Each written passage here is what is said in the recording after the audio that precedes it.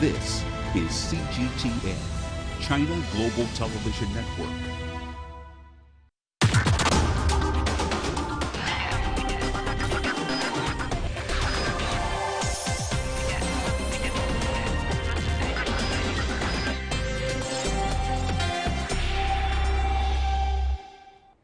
As the latest example of the sharing economy in China, bike sharing is gaining rapid popularity. However, problems such as business management, policy regulation, and unruly behavior by users are rising at the same time. To discuss the development of bike sharing, as well as the sharing economy in the country, I'm happy to be joined in the studio by Yimin, Chief Advisor, China Business of MTR. I think this idea is great. It's a great supplement to the public transportations and personal needs. And Mr. Kingston Chung, the CMO of Mobike. With Mobike, we aim to provide a smart sharing bike solution with our technology, and the bike will be powered by all the users. And overall, we want to help the public to transport freely. That is our topic. This is Dialogue. I'm Natalie Wong, sitting in for Young Ray today. But before we get started, let's take a look at this. Time to hit the road. New bike sharing programs like this and this are rolling out across Chinese cities like Beijing and Shanghai. Mobike is one of the latest favorites. You reserve and find a bike, scan the QR code, then the bike is yours. And the charge, only about 30 cents for an entire hour. And that's not the best part. You don't even have to find a hub. 它可以节能减排，然后北京最近会经常出现一些雾霾天气，然后我也想为社会尽献出我自己的力量。 Both startups have recently received financing worth tens or hundreds of millions of dollars, making headlines. The new bike sharing trend is offering a glimmer of hope to frustrated commuters. However, multiple problems have emerged with cases of theft, vandalism, people using private locks, and even some instances of the bikes being thrown off a building. These problems are all hindering the sound development of bike sharing. Parking is a problem. I should say, people leave them everywhere.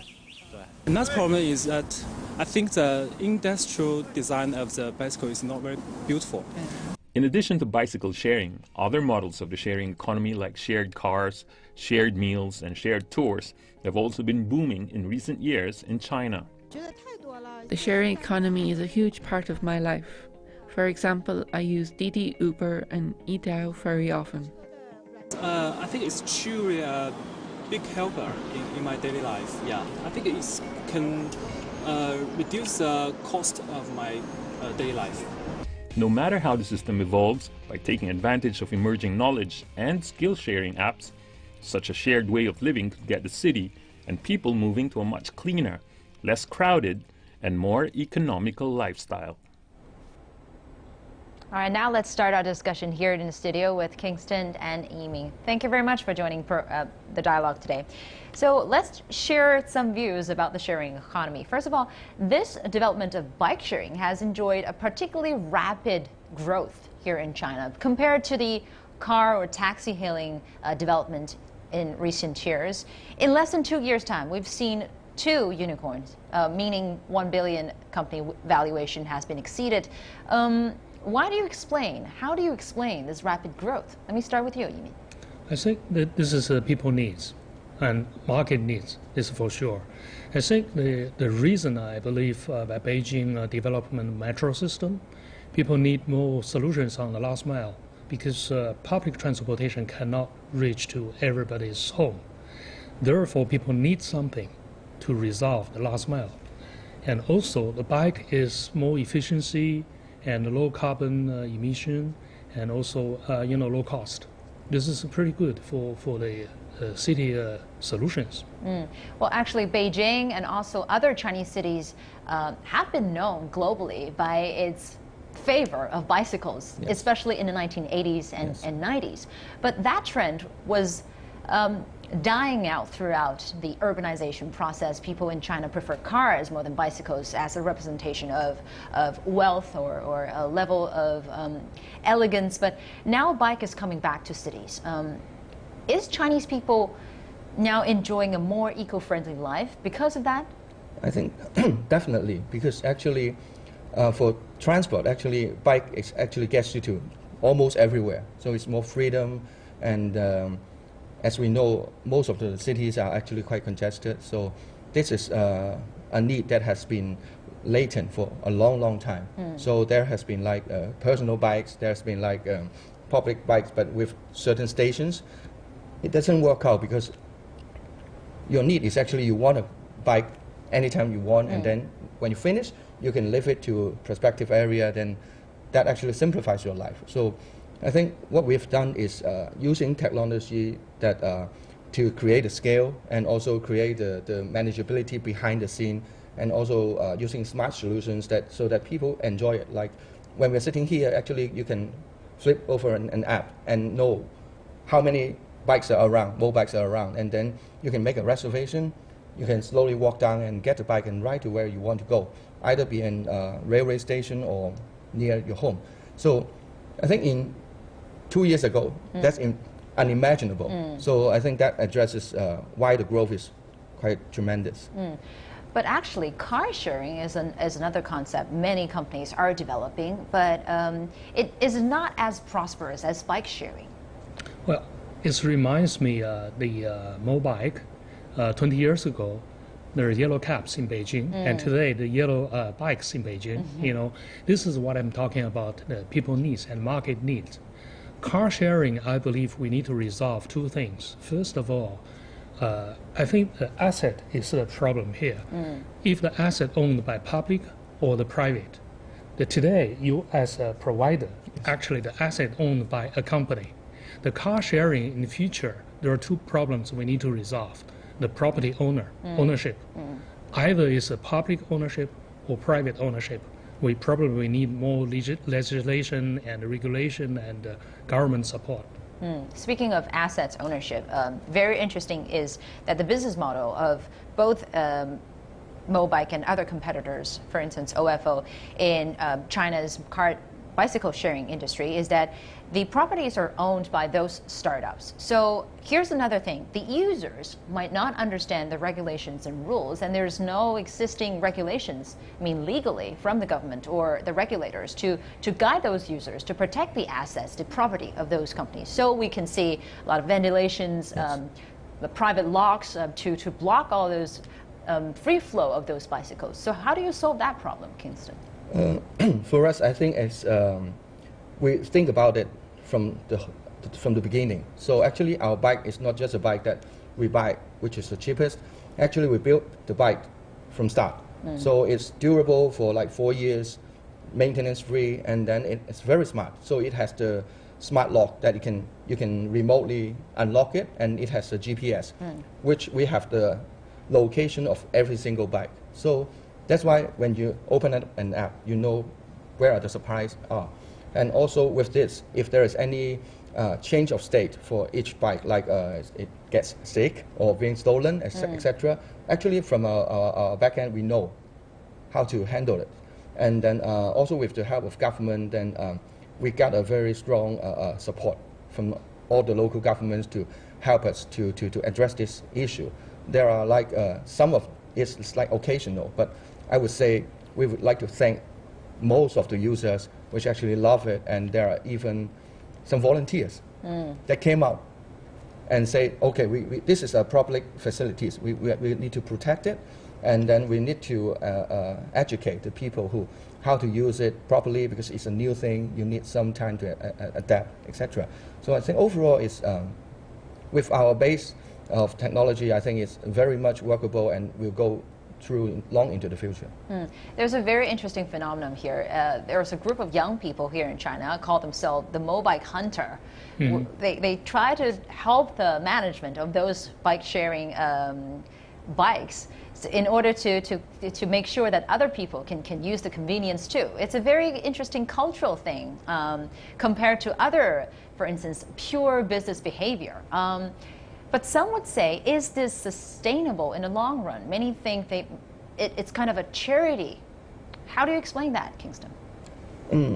That's what I'm saying. There are the volunteers, actually, when you see something that you think is not right. So these people that came out and that actually they form some kind of like community to actually pick up the bikes and then promote positive usage of all the bikes.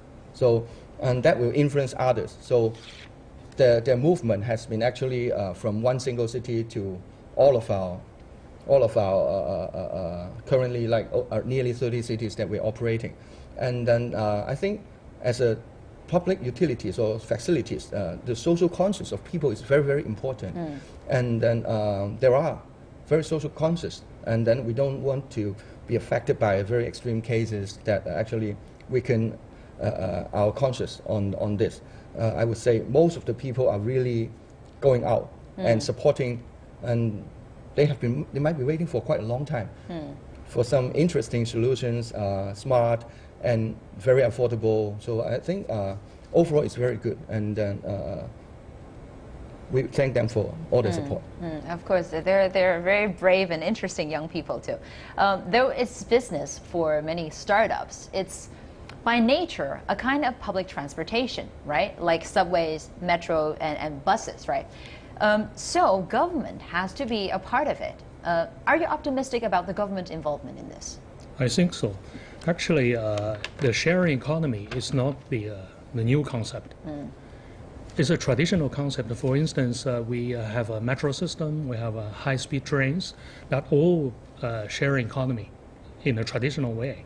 Today, we're talking about a new application by the internet and the new app apps, you know, in the mobile phone. Actually, I believe I would call this word partnership in progress and growth among the stakeholders. For instance, we're talking about stakeholders like governments, users, providers, and also the supervisors and etc. So by the new things when emerged in the market, we need the government to support. I don't know whether government pay enough encouragement to the end users, to the providers, or any policy, legislation, and any, even the penalty for the wrong use of the bike. I'm not sure whether we developed well today. I think we need to learn from step by step in future. At this point, how is the government responding to this? I think it's very positive. Like not long ago, our Premier Li, he openly said that bike sharing is good for China. It's actually like an innovation from China that we are proud of. And then we will go global. And with all those bikes manufacturing, we are actually vitalizing, actually diminishing industry of bike making. So nowadays, all those like small bike factories are receiving orders from us, and they are more than happy to see this.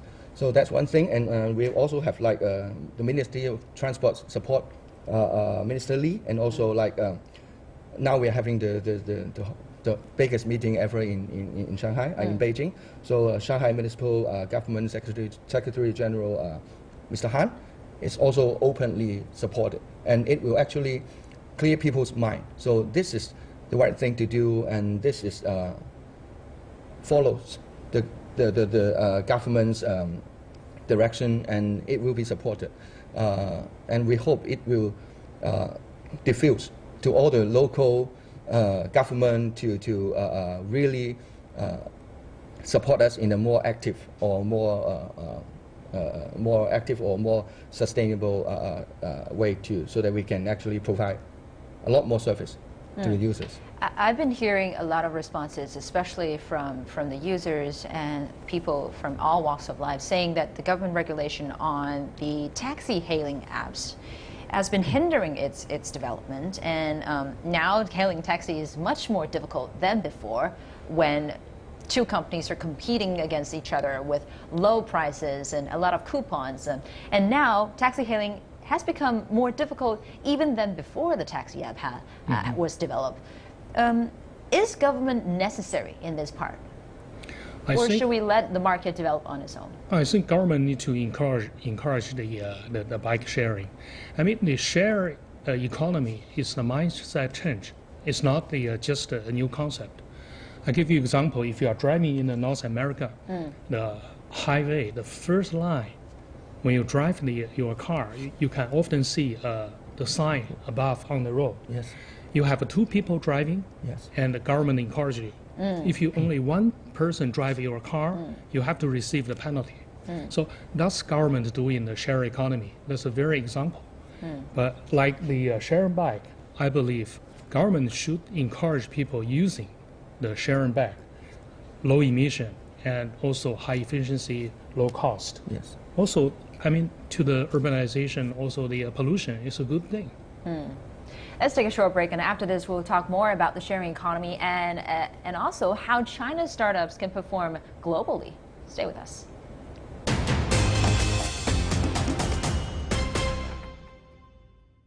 CGTN shows you more, providing a fresh global voice you can trust. And a different look at the world you won't find anywhere else. We offer unparalleled coverage of Asia, Africa, and Latin America. We present diverse perspectives on news and newsmakers from around the world. We want to engage our viewers with stories that represent the complete picture. We want to share with you ideas that matter to us all. The stories, the people, the issues.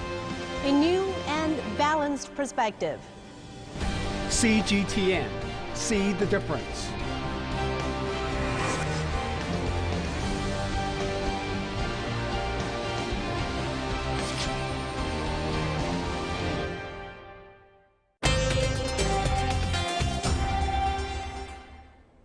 Welcome back to Dialogue. Here in the studio, we have Kingston Chung from Mobike and Yiming from MTR China.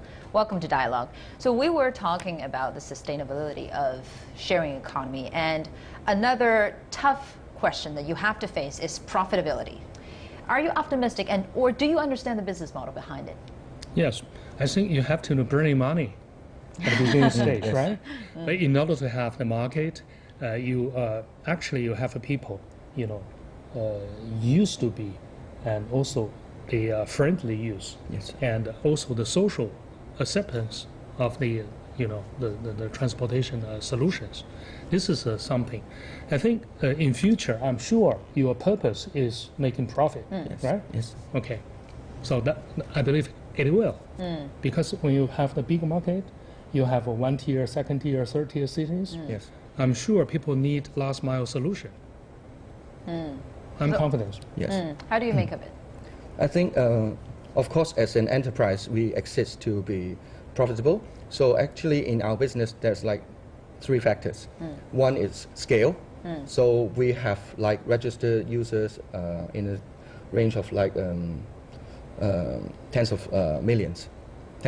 So that's one thing. So you have all those economies of scale. That's one thing. The other thing is about like efficiency.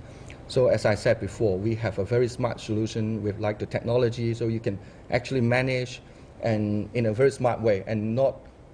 There are some other players in the field. Actually, they are doing it very manually behind the scene. So it looks like smart bike, but actually it's very manual.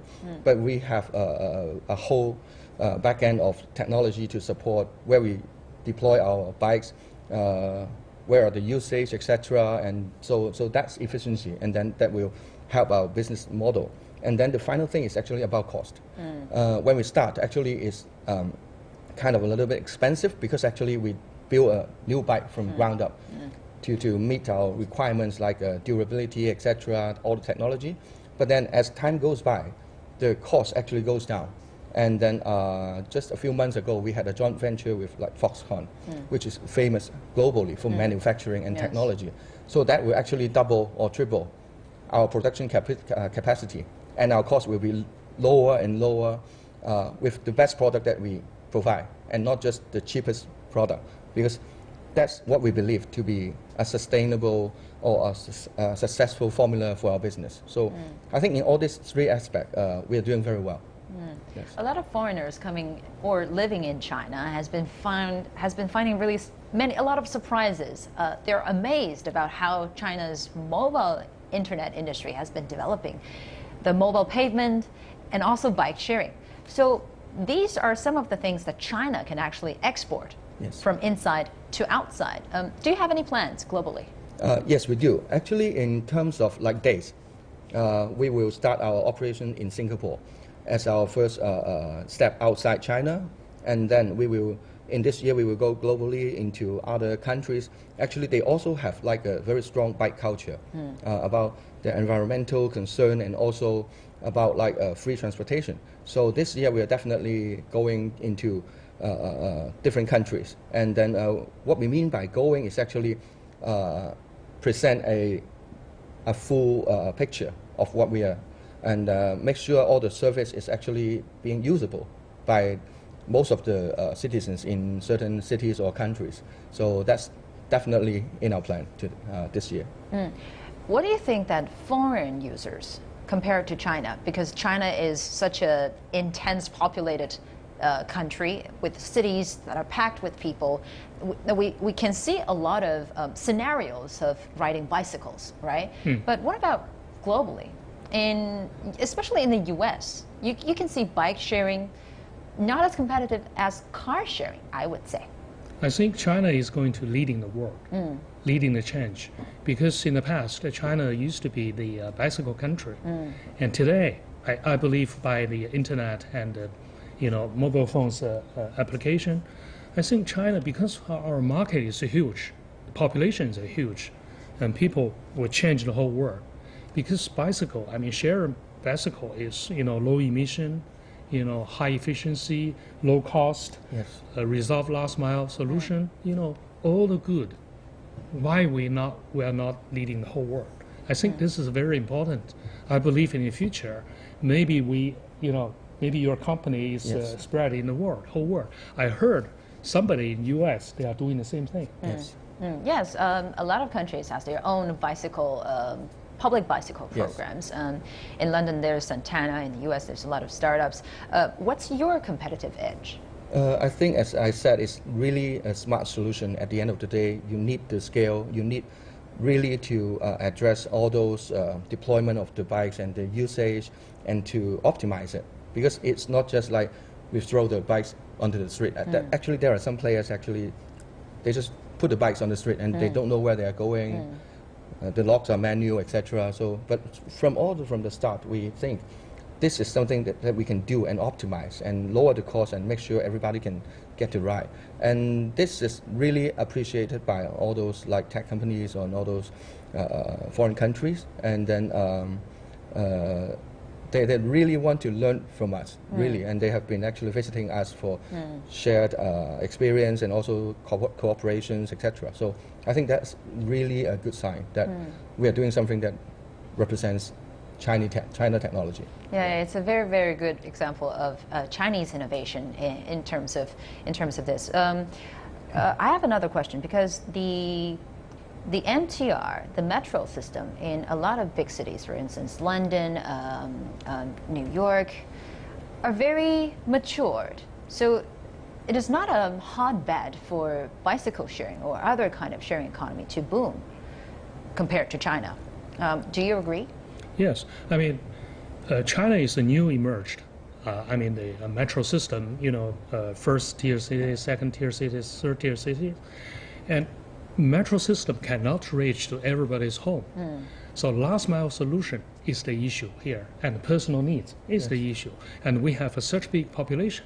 I think that's why I mentioned that this is a great supplement to the public transportation. I like to see China need to develop more public service. Public is one word. Service is another word. Public, we need government support, legislation, and regulation and encouragement. Also service, we need providers to provide the best service to the human being. We combine these two together. We need to manage the stakeholders like end users, government's role, and providers' role. You are doing the service, government doing the supervision and also regulation, end users doing well. Right behavior, not wrong behavior. And that's why I'm calling this so-called the partnership in progress and growth. In future, we need to learn from this new phenomenon. Well, it looks like there's going to be a lot of cooperation deals between you two after this show. Because with a good bike rental or sharing service. Without a good public transport, it's useless. So actually, it all happens in the right moment that we have a very good public transport system, and then we can use the bike sharing platform to fill that gap. And it's really something that has to work together. Or in the future, maybe I want to go to a place, maybe an app will recommend, so you just go downstairs, find a mobile, go to MTR station, and then at the end of the station, there's another mobile reserved for you already. And then all the directions that you can ride to the cinema or back to your home. I think it will all integrate together. This is a transportation solution all in one. Yes. I think also government need to plan the whole city in an urbanization and a new way. For instance, you are talking about parking the bicycle. Yes. And we need to proper parking the bicycle. We need to do some infrastructure based, for instance, the maintenance and the parking and even the road. Do we design the road? You know, the bicycle special road. This is also government need to do. Also, I think as an end user, we need to be well trained how to use it safely. I mean, this is all new issues to us. So not only regulations from the government, but also facilitations from them. That's right. Before we end this dialogue, I would like to ask you about your opinion on sharing economy in general. For instance, in the first World Internet Conference in Wuzhen here in China, President Xi has been saying a lot of good words about sharing economy and Internet Plus, the innovation here in China. How do you see the sharing economy can help the real economy? Well, it's a supplement, I'm sure. In future, it's an innovation. I also believe China leading the world. Kingston? How can sharing economy help promote the real economy here in China? I think, as I said before, because we do this mobile business with actually a whole half in manufacturing, in product design. So actually that vitalized all the already slowing down bike manufacturing industry. So that's really goes into the eyes of the government, and this is definitely good for the economy. And then on the other hand, actually it addresses the problem of the traffic, and then it also introduced a new concept of you don't need to own things. If you can use it, if you can share it, actually that has much more utilization, and also people will be more convenient. So I think that's a whole lot of new football field that we can explore. Yes. Very interesting. Thank you very much for both of your analysis. That was Kingston Cheng, CMO of Mobike, and Yiming from MTR China. That's it for this edition of Dialogue. I'm Natalie Wong in Beijing, sitting in for Yang Rui today. Goodbye for now.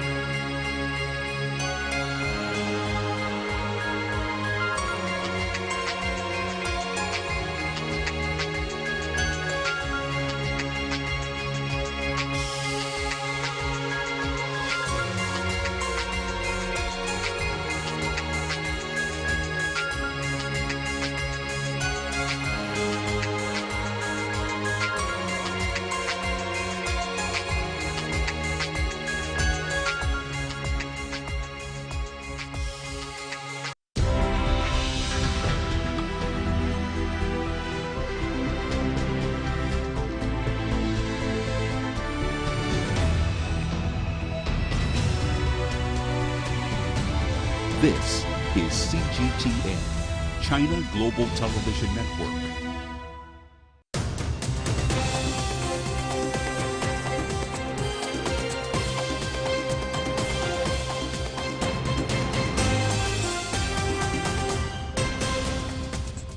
Hello and welcome to The World Today on CGTN. I'm Zhongshi in Beijing. The United States Pacific Command has confirmed that the